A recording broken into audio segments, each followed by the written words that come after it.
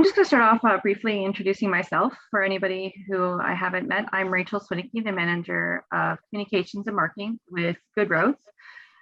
We've been going through an extensive rebrand process, so I'm trying to get out of the habit of saying OGRA and saying Good Roads. So if I catch myself, I apologize. But yeah, so one of the things that we're going to be going over today is a high level of the LMS system and really the overarching goals. We're not going to get too much into the nitty gritty of what it can do, kind of the technicality of it.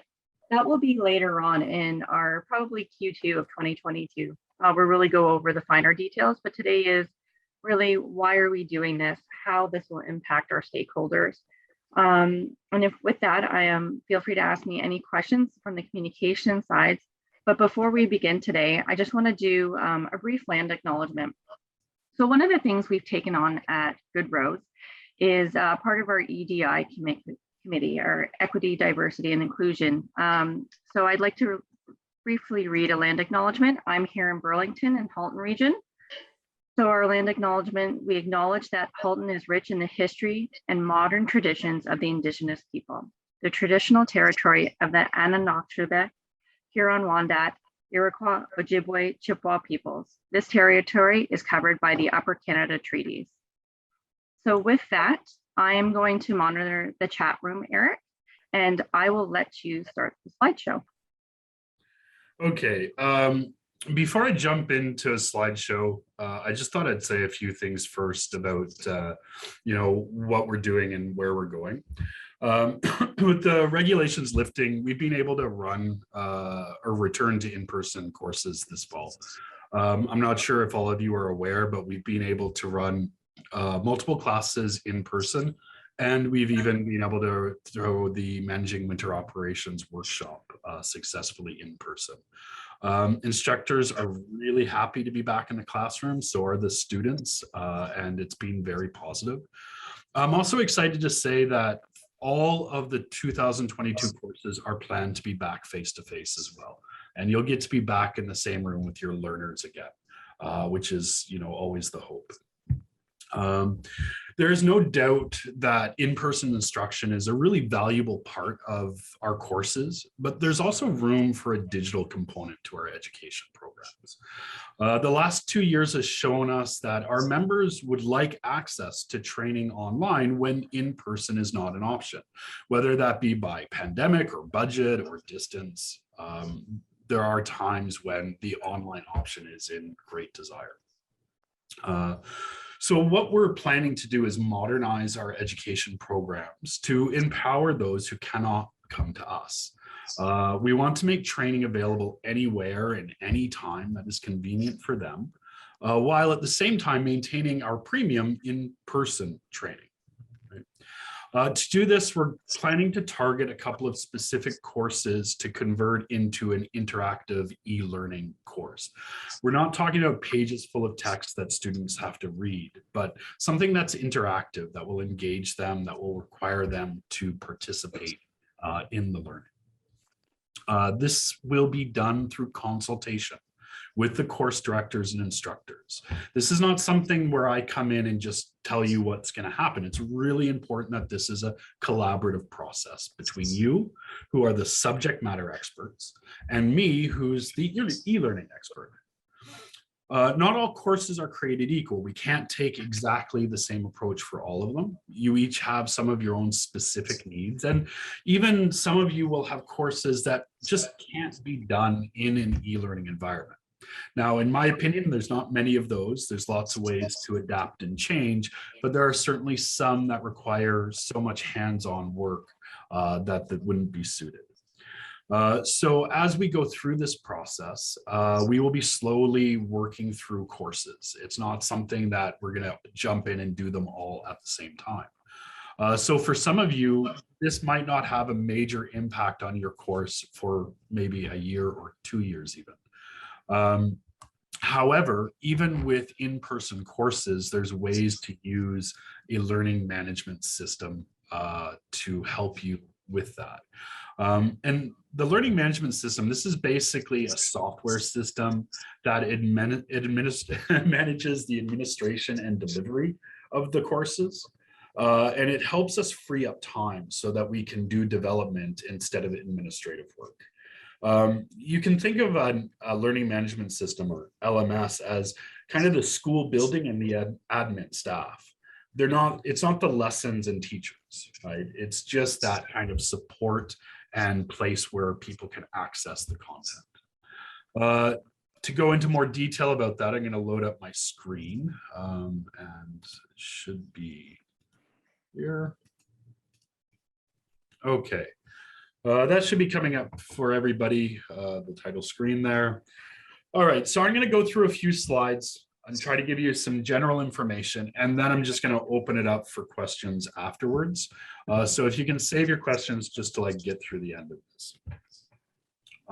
Okay, so as I was saying, a learning management system is really about delivering the content, managing enrollments, managing things to do with communications and notifications. So we can send out notifications to students about what they need to remember to bring, or remind them that the course is about to happen.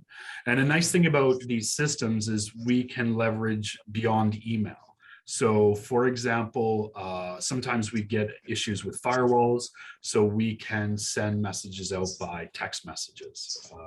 So it goes to their phone. So there's different ways where we can manage the way we communicate with students through this system.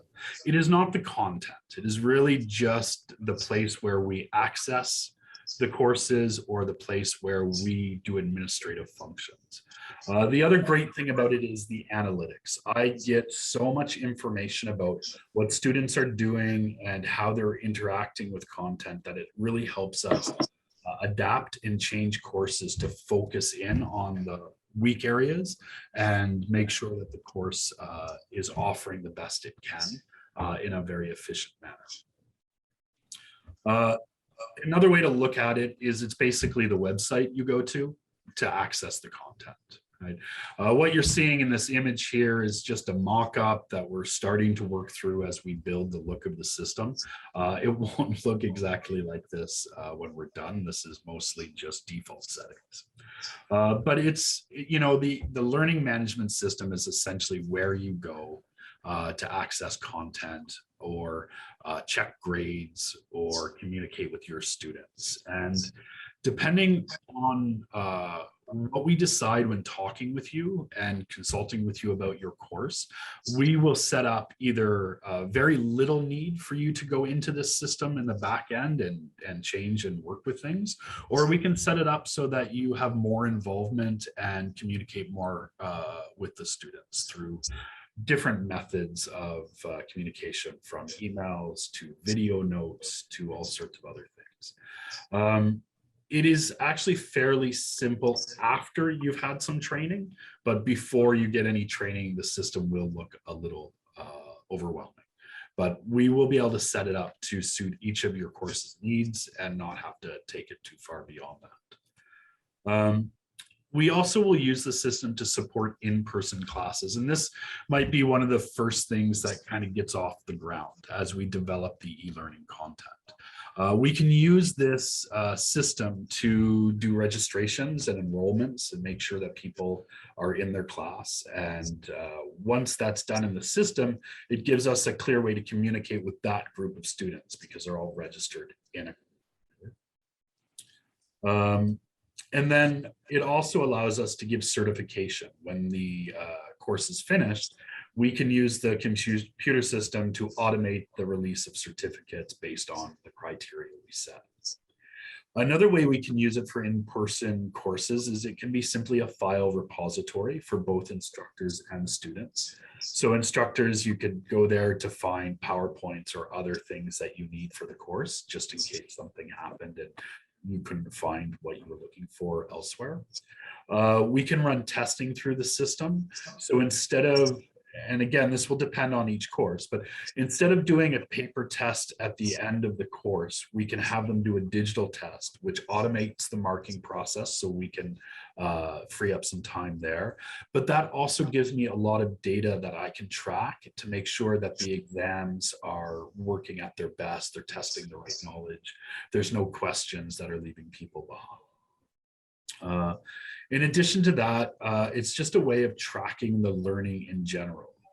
As we look at our students, a lot of them are participating in courses year after year after year with us. So their entire period of time doing courses with us would be in the system, and they'd be able to look back and say, oh, I did this course already. I already have this certificate, etc. They'd be able to, for example, if they lost their certificate, they could go in the system and reprint it. So there are a lot of things that the learner can do and ways that we can track the learner in the system to help us manage how we work with our students. Now, it helps municipalities because this becomes geographically independent learning, essentially. The map there is actually from our courses this year. It was just a little breakdown we did to get an understanding of where our learners are coming from. As you can see, it's heavily southeastern Ontario, or southwestern, sorry, Ontario. And as you move away from the GTA, it gets smaller and smaller.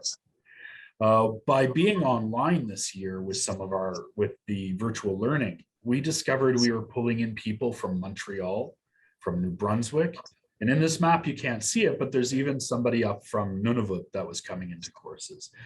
We weren't advertising outside of our normal channels, but just by virtue of the fact that people could access the content from remote locations, farther away locations, people were coming in. There's definitely a need for this, and it really helps municipalities and the learners.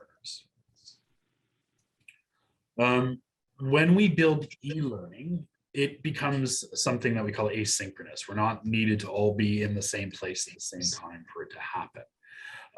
This provides a lot of flexibility for certain learners who can't get the time off work, learners who are basically wanting to do something that they can take on 30 minutes at a time instead of 3 days at a time.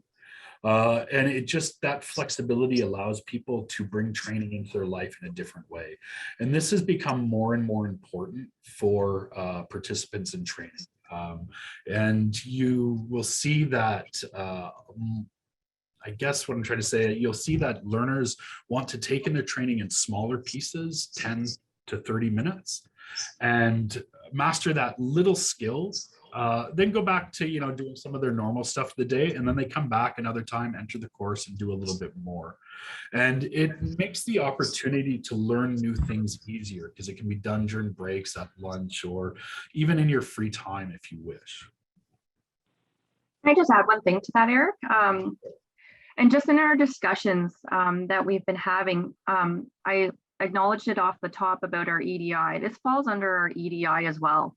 So accessibility. So people who may not be able to afford to come down to something in person can now have accessibility to knowledge and fair play. So this is part of our EDI initiative as well, to people who may not be able to come in person, or time constraints, whatever their personal lives or their work balance lives may indicate as well. And another great thing about the system in relation to that is that we've chosen a learning management system that's fundamentally built upon equality. And it follows all of the rules for access for people that have any kind of disabilities. So, for example, videos on the system will always be subtitled.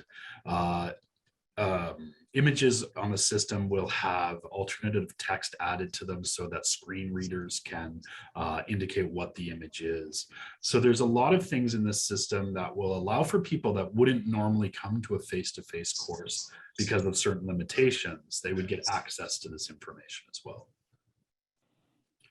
Another great thing that we can do in the system is learning paths.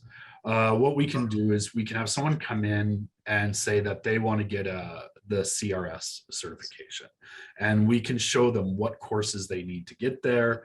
They will check off those courses as they move through the path.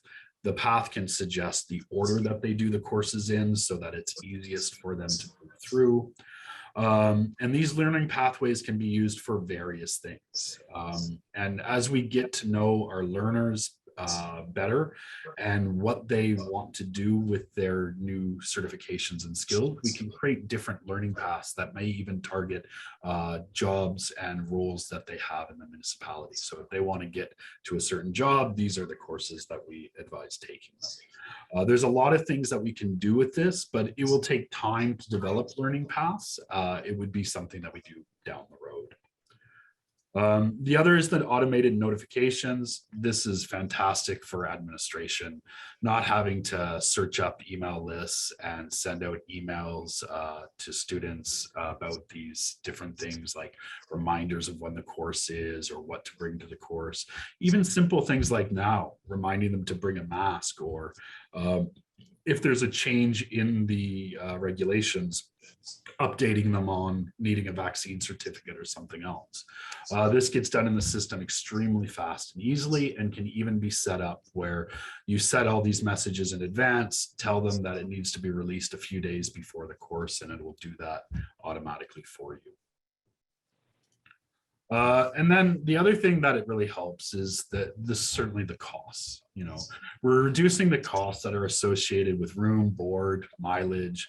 We're reducing the time people spend away from their job, their families, and this is helpful for everyone. And then, how is it helping us as an organization?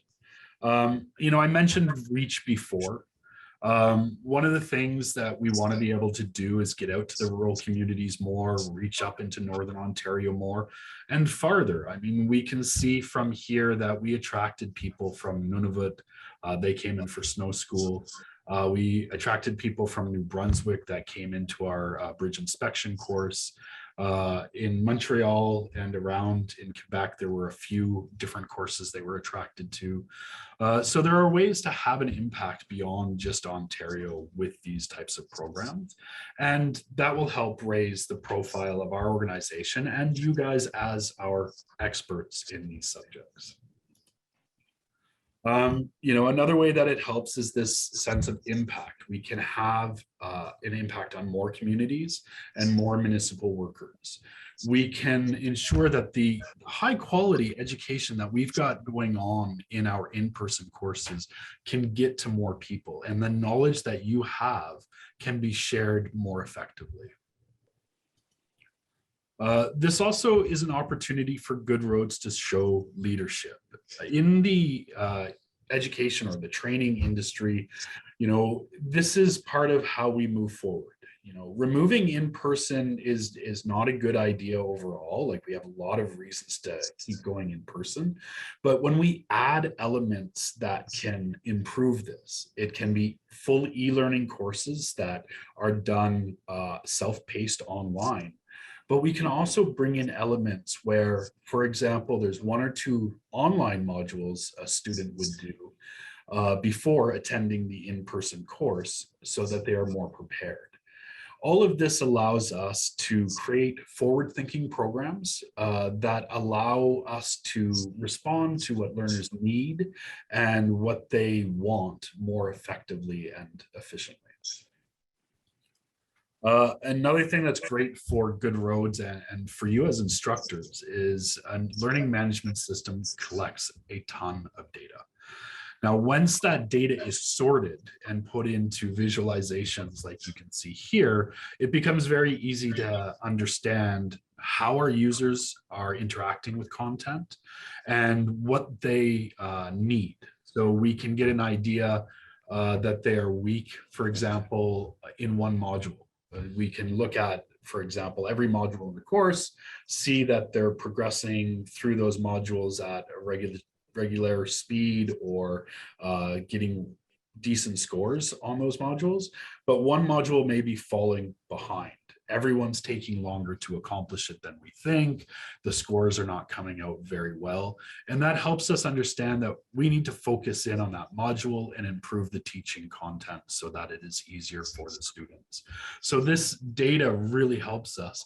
And all of that can reflect back to the in-person courses. If a module is doing poorly online in the e-learning environment, then we should look at it in the in-person as well and say, is there something we're missing here?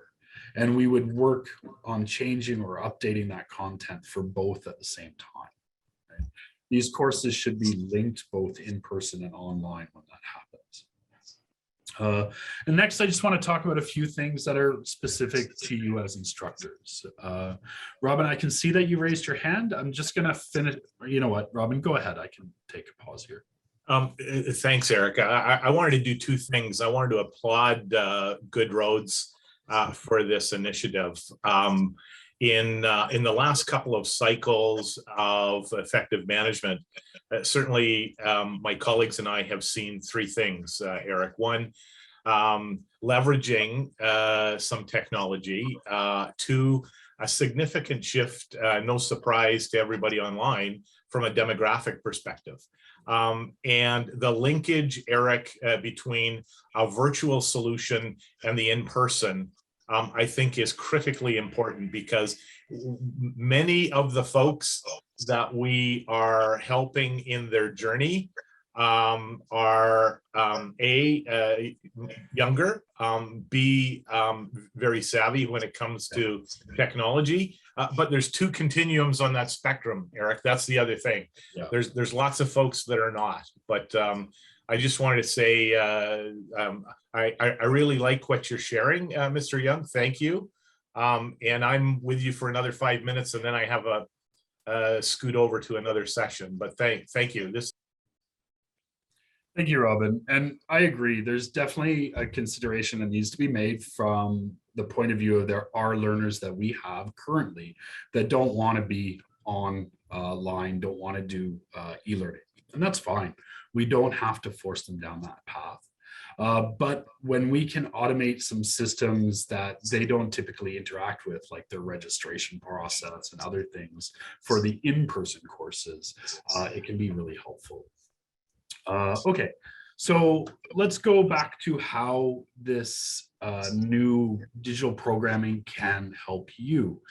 One of the things that I feel that we need to do with our e-learning programs is really highlight our instructors in them. I want to follow what is typically reserved for universities. It's not common in corporate training or in nonprofit training, but that's the idea of highlighting who our instructors are and that they are as valuable as the content in many ways. So I want to make sure that our courses have clear bios of our instructors on the first page. You know, you can see their face. When we create videos for the courses, because we're going to have a few different ways of presenting information. One of them will be actually videos of you presenting content. I want to be able to see you and see your faces in the courses, right? In addition to that, we can sometimes present information where it's just the audio of an instructor speaking. It would be your voices we would want to record. And then within the courses, we can use a lot of different communication features. So I can put a module in a course, which is a discussion forum, where all the students have to respond to a prompt on, for example, the best way to do something or a case study. You can, as instructors, be part of that forum where you discuss and respond to messages in it and actually interact with your students. We can set up for some courses where it makes sense, a session or a module that is presented live. Everybody comes into essentially a Zoom meeting and you present to them, or it's simply a time for them to ask questions and go through content with you in an interactive way. We can create something called video notes, where you can send to students just a short video clip that you use your webcam to record, explaining how they did on a test or why they need to work harder on a case study, or any other feedback you might want to give. And these video notes can be put in or connected to almost anything in the course. So there's a lot of ways that we can choose to bring you into the course. On some levels, it will just depend on, as a group of instructors, how involved do you want to be in the e-learning? Do we make it completely autonomous and it runs all on its own, or do we have you involved in forums, discussions, live stream classes, etc.? whatever we do, it should always be focusing essentially around the instructors. And as we know, instructors do come and go a little, and so we will be able to take the small sections and update them with new instructors and make sure that cycle keeps moving forward. So the current instructors are being highlighted, not instructors that stopped working on the course 7 years ago. Another thing that I've heard a lot of feedback from instructors is that time with students is important, that they like getting to know them. They like it when they go to other events in the industry and students come up to them and say, oh, you taught me in snow school or something like that. I want to be able to maintain this with our e-learning program so that these participants still feel like they can walk up to you at events and say, you know, I did an e-learning snow school course and I'm really sure you were the instructor there. I really enjoyed it. And they can still, you know, do that. By reaching out to more communities, more rural areas, Northern Ontario, we grow the amount of participants we're able to interact with. And the same thing can be true about municipalities in general. You'll get to know people from different places, not just around Southwestern Ontario, but stretching farther and farther into rural and northern areas and perhaps into other provinces, giving you access to people that do things maybe a little differently and have a different approach to their field of expertise. And on top of that, as I said, we would be continuing these in-person courses to keep highlighting your profile and giving you that time directly interacting with the students, which, from what I've been told by almost all instructors, is the favorite part of the volunteer work. That's basically all I plan to share at this point. I'm sure you have a variety of questions to ask, and I think this would be a great time to jump into questions. Or maybe there aren't so many.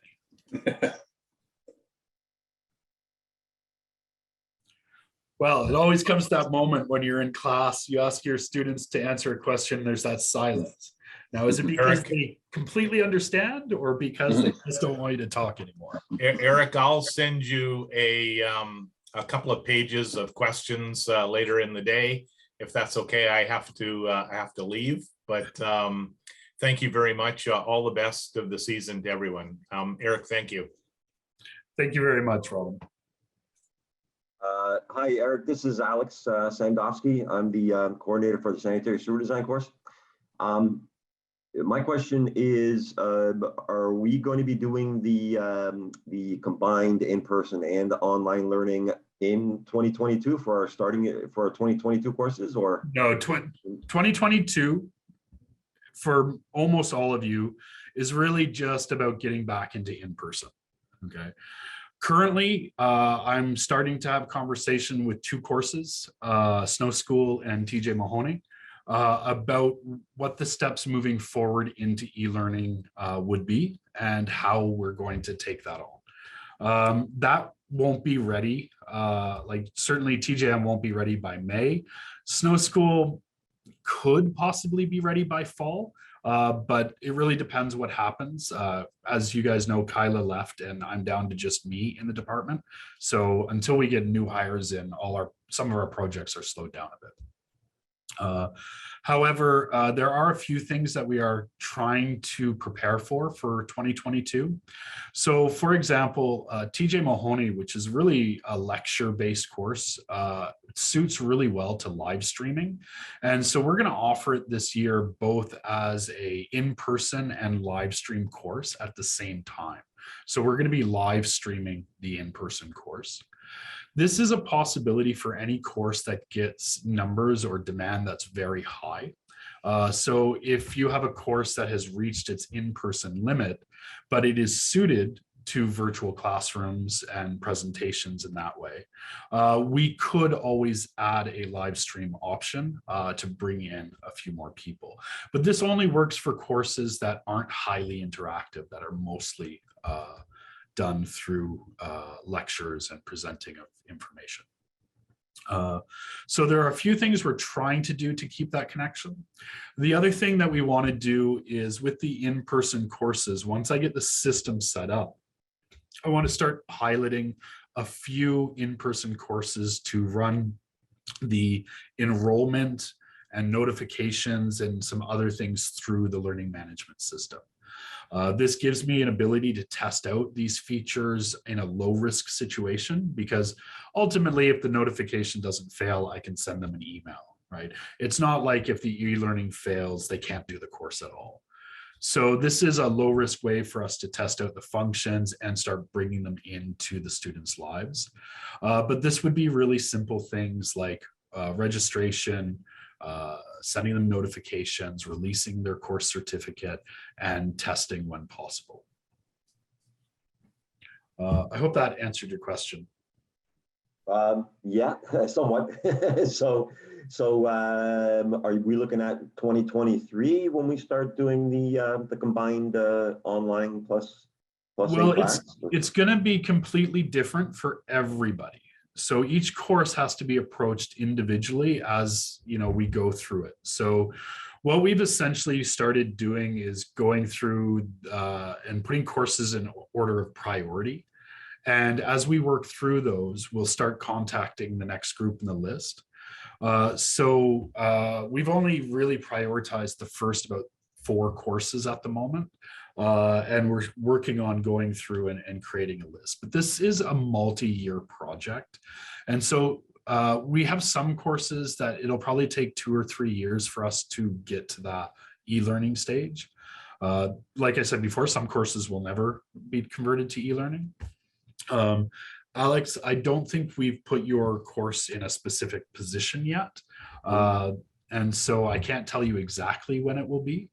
Okay. We're also looking at finding like grant funding and other things to help accelerate this, but we haven't got any at this time. Okay.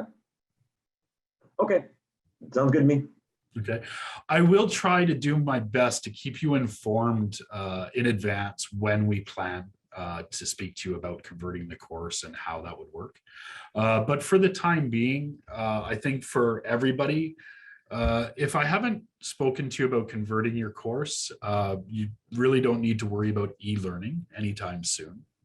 And then as we get the system in place, I will then, once the system's ready to run some in-person courses, I will look at what point of the yearly schedule we're at, and then pick a few courses that are down the road and talk to that instructor and that course director and say, we would like to pilot some of our in-person courses through the learning management system with your course. Will that work for you? This is what we want to do. And we'd go through and explain at that time what's necessary. Okay.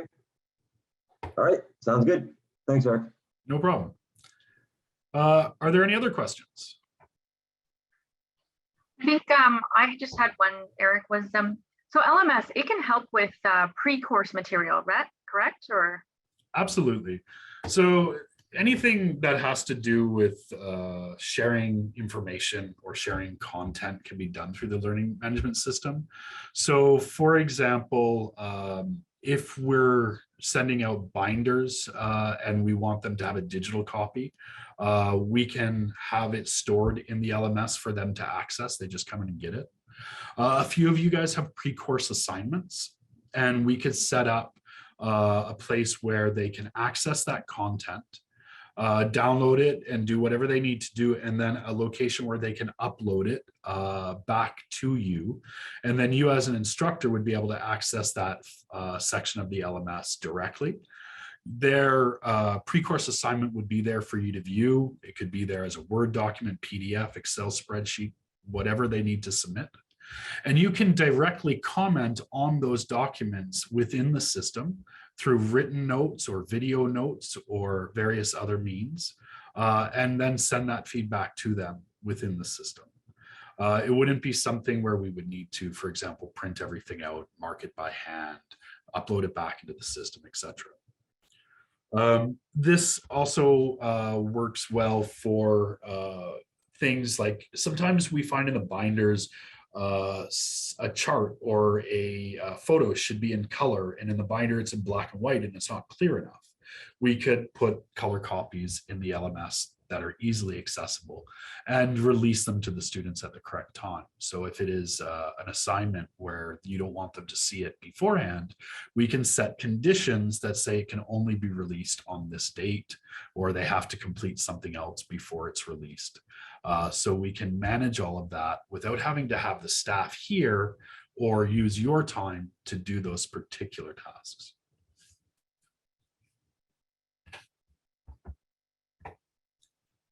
Do we have any other questions?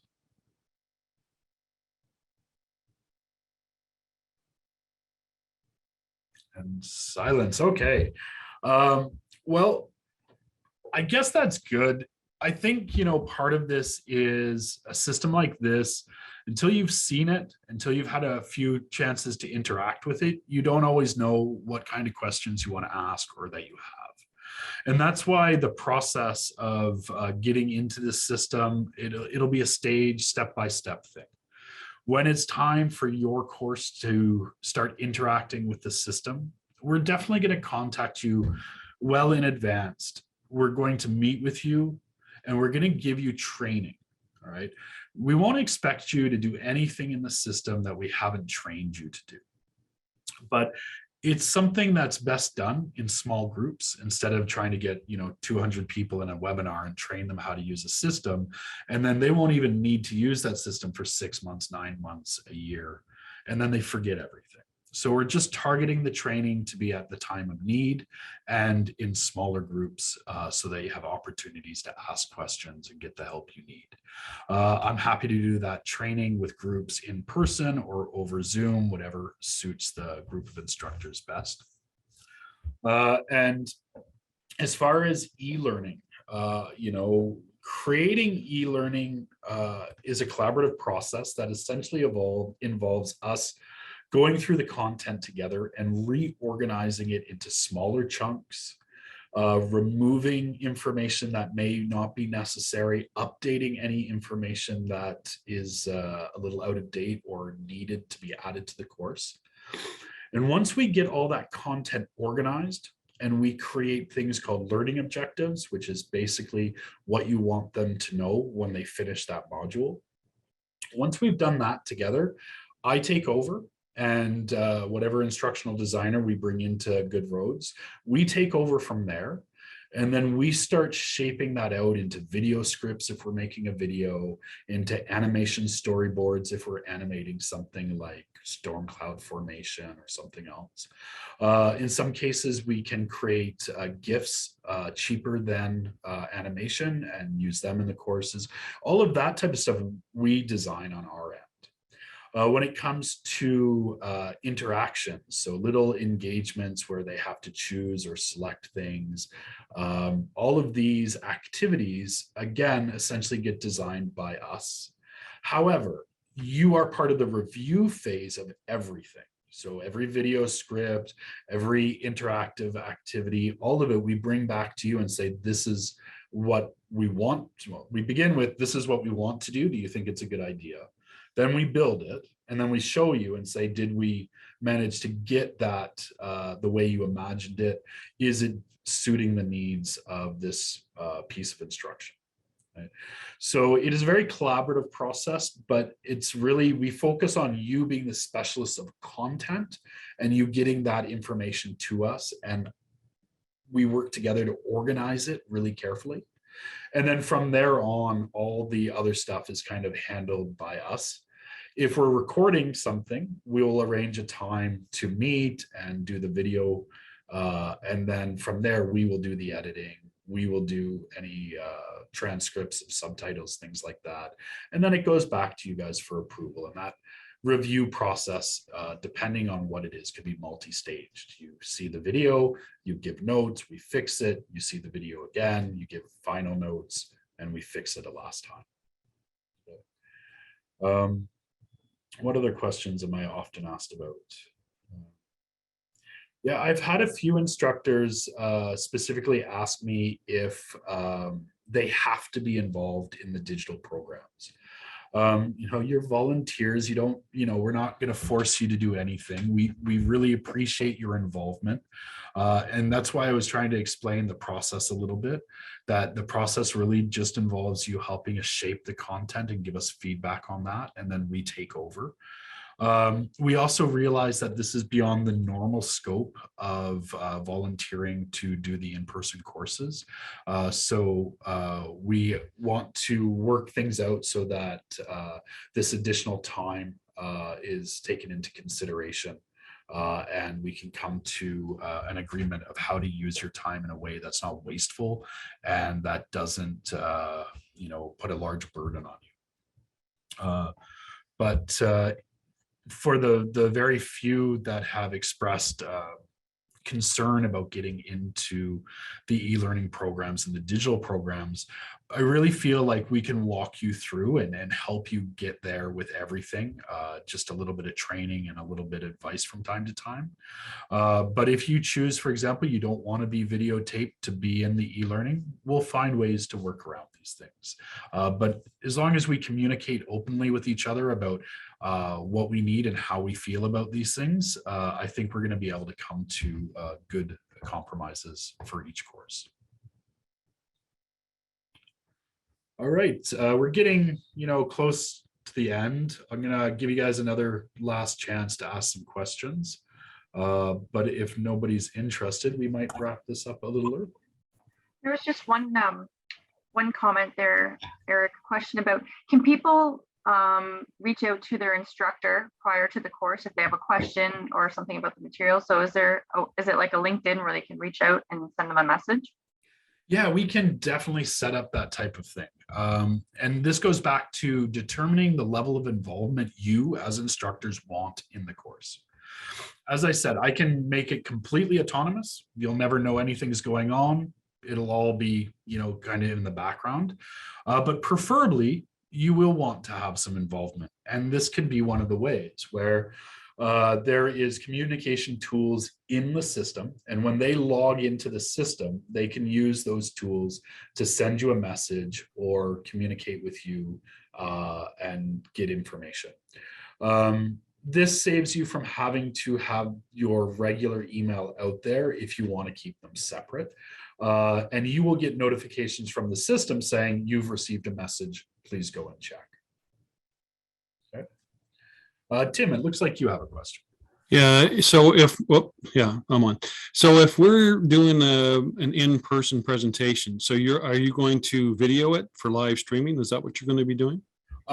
That's not the intention for most of the e-learning videos. So when we convert a course to e-learning and we include videos of instruction, we will want to record those videos fresh for the most part.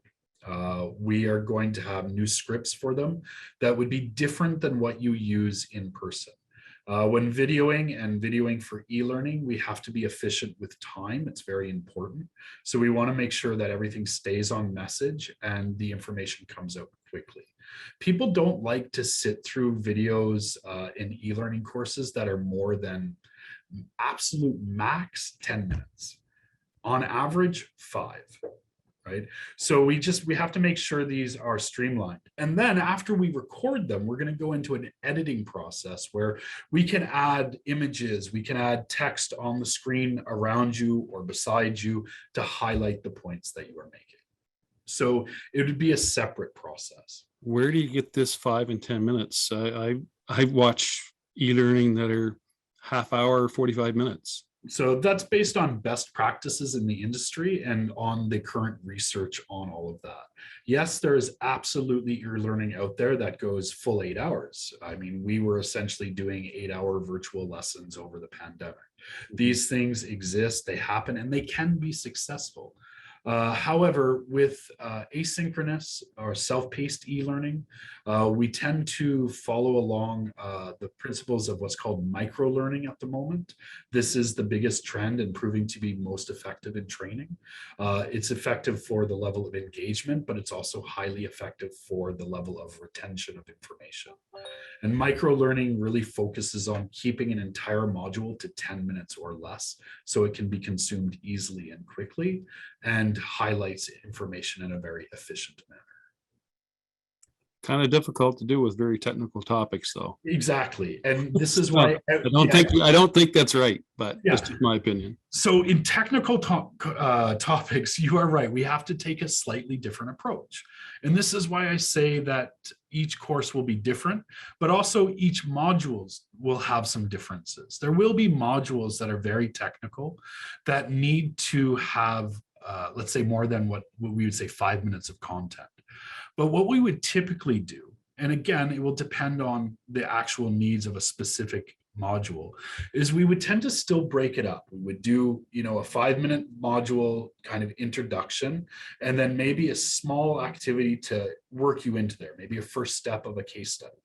Then we would do a next maybe 5 minutes of video to explain the next set of concepts in a kind of scaffolding method. And then we would move on to another little activity to reinforce that. Then maybe a third video and a final activity that consolidates all that information. And to go through all of that may take a half hour or more, but each little segment of it can be digested in small pieces. I'm sorry, Tim. I'm a little skeptical on that. And when it comes to technical side, I think you need more than just little break things like that, because you lose the context possibly from one to the other, especially if they listen to them separately. But I know maybe Hassan, he's a professor, maybe he can give some comments on it. Yeah, and I'm happy to hear from Hassan in just a moment. I also want to say, a lot of these details would be worked out directly with you guys for your courses at that time. And for example, Hassan, with your academy courses, we would also take a slightly different approach. And Tim, I'm not sure, I don't clearly remember which courses you work on. Concrete technology one, I have a couple of presentations in that. They're 30 minutes to 45 minutes long each. Okay. And there's no way I could do them in 5 or 10. Yeah, and we're not asking you to do a 30-minute presentation in 5 minutes. What we would be doing is we would take that 30-minute presentation and we'd break it down into chunks that are smaller but connected. Okay. And I still see an issue with that, because you're not going to have that connectivity between, if you cut someone off after 5 minutes, then people might not look at these back to back to back. And they're going to forget those 5-minute segments. So I don't think it's going to work when you're talking on a technical topic. I think you definitely will need more than 5 to 10 minutes to try to get the concepts across to people, whether you're talking about asphalt or concrete structures or whatever. It's much more complicated than breaking it down into 5-minute components, or maybe 10. I don't agree with you being able to do it that way and be effective. Okay. I think it's not going to work, but that's just my opinion. I know young people, or their attention span is less than people of my generation, but I find it very difficult to think that you're going to be able to break these up into such small sections and have that continuity from one section to the other, and have people that are listening at these at different times to really understand. They're going to have to go back to each of these sections every time and just have to watch them back to back to back anyway. So why do it that way? That's just my opinion, but as a professor, I said before, that this is a collaborative process. I'm not going to enforce a need for 5-minute videos on you. This is a conversation that we need to have in depth, that I can then walk away from, organize some information and present it to you and say, this is how I envision it. Do you think that will work for your content, for your course? And if the answer is a no, then we need to find a different way to do it. I'm not saying that it must be one way. It is definitely collaborative. My answer would be no right now. Okay. But you can try to convince me otherwise. But I don't think that will work on technical side. On technical issues and things, I do not believe you can have 5-minute segments and expect people to understand the complexity of issues and things and understand the whole concepts behind things. I can't see it, but I think when we have an opportunity to discuss specifics of your course, I can present information of why I think it works. There's an umpteen amount of research behind what I do and why I make certain decisions. But in addition to that, sometimes that research doesn't necessarily suit what you're teaching and how you teach it. And so again, this is a collaborative process, and I will work with you to find a way that works best. I won't just say it must be. Okay. Tim, I really appreciate the feedback, and I will listen to more of it when we get to that point. Okay. Hassan, did you want to say anything? Because Tim mentioned with your background. No, I'm like, I agree that it's case is different, and sometimes it's like very difficult to to have a very short, like a long concept or explained in a very short video, and there are different ways to go around it as well. Like sometimes we can have like a longer video, but you have breaks and like multiple choice questions, and then you cannot watch the next one unless you like answer all these questions and you go to the next one. Yeah. So in that case, the small capsules would work if they well designed. But I agree with Tim, it's not always possible. It's like sometimes really very difficult. Yeah. Yes. Yeah.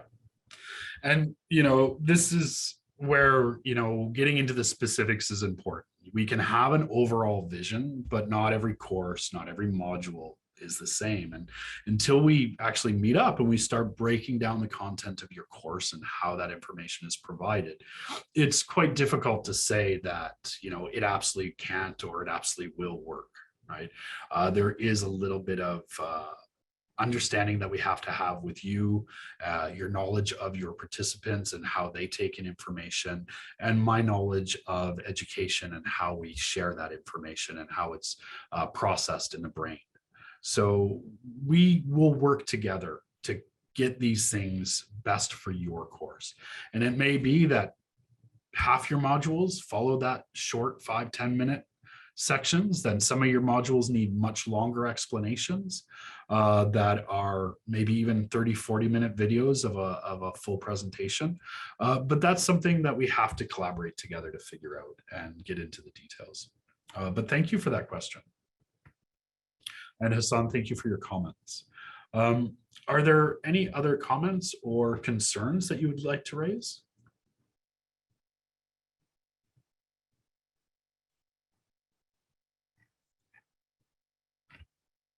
All right, I think that is it. For today, I guess that's all. We will share this recording in a couple of days after it's processed through the system.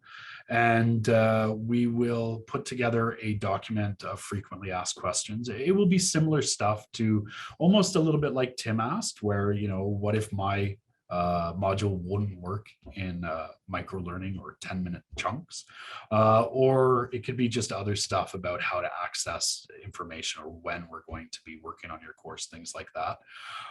Over the next day or two, if you think of anything, please send me an email with your questions or concerns. The great thing about if I get emails in the next couple of days, I can incorporate that into the FAQ document and make sure that questions that you may have that are probably common to many other instructors will get out there to everyone as well. I'm going to stick around for a little bit longer in case people wanted to have a more direct opportunity to ask me questions instead of in front of the big group. But for those of you who have other things to get to today, thank you very much for attending. And please, if you have any questions at any time, don't hesitate to send me an email. I will do my best to keep you informed and let you know what's going on. Thank you, everybody. And this may be the last time I see you before the holiday season. So Merry Christmas, Happy Holidays, however you want to celebrate this season. I hope you have a wonderful time with your friends and family, and stay safe.